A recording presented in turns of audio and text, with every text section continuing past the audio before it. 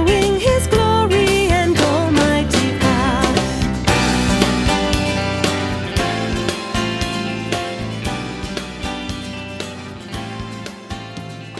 Well, thank you for joining us again this week. We're going to spend a few days this week looking at a few of the Psalms.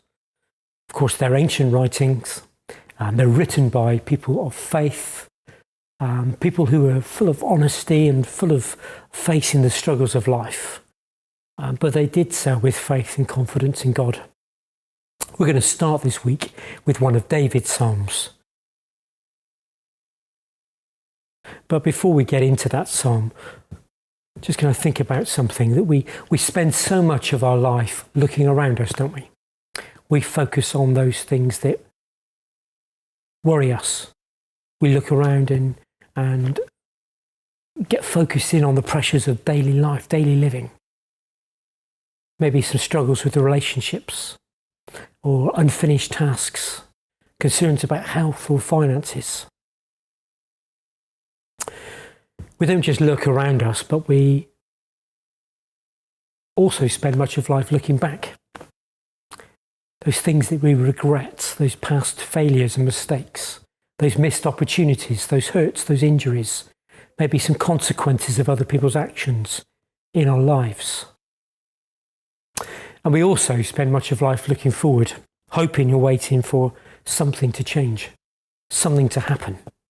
Wanting that one thing from the future that perhaps will make our life complete, or looking forward with worry and concern about what the future might hold. Well, in Psalm 8, David isn't looking around. David isn't looking back over his life. He's not looking forward. In fact, he's looking up. Let's read Psalm 8 together. Lord, our Lord, how majestic is your name in all the earth. You have set your glory in the heavens. Through the praise of children and infants, you have established a stronghold against your enemies, to silence the foe and the avenger. When I consider your heavens, the work of your fingers, the moon and the stars which you have set in place, what is humankind that you are mindful of them? Human beings that you care for them. You have made them a little lower than the angels. You crowned them with glory and honour. You made them rulers over the works of your hands. You put everything under their feet, all flocks and herds, and the animals of the wild, the birds in the sky, the fish in the sea, all that swim the paths of the seas. Lord, our Lord, how majestic is your name in all the earth. One writer says about this psalm that David is looking up.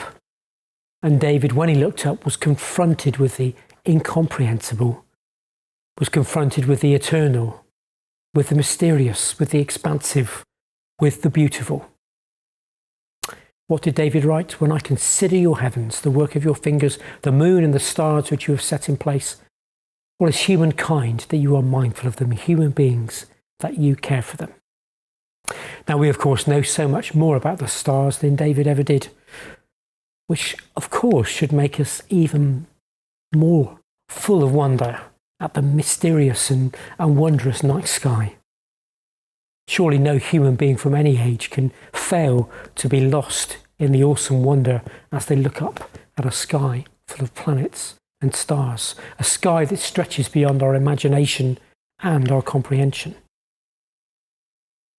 As David looks up, he of course gets lost in what he sees and lost in what it means. As he looks up, he discovers a different perspective, a perspective that takes him beyond his own circumstances, beyond his own worries. It takes him to that place of wonder and worship.